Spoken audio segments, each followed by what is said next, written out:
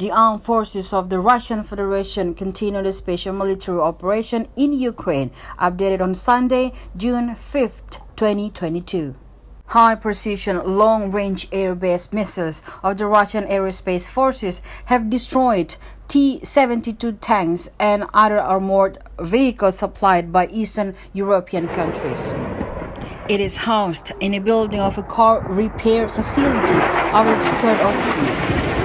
High-precision air-based missiles in Kramatorsk, Durkovka, and Kharkov, Donetsk People's Republic have destroyed the factory shop where military equipment damaged during the hostilities was being repaired and restored for the Ukrainian armed forces.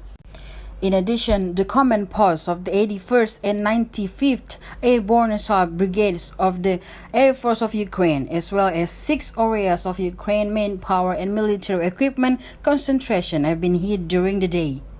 The attack destruct of 2 OSA AKM anti-aircraft missile launcher near Cheskovska, Donetsk People's Republic, and Orekov's Zapavko region, 2 multiple launch rocket launcher near Koyorsta, Kharkiv region, 3 missiles and artillery weapon depot near Mayaki and Slavsky, Donetsk People's Republic, and 1 United States-made counter-battery radar near Seversk, Donetsk People's Republic.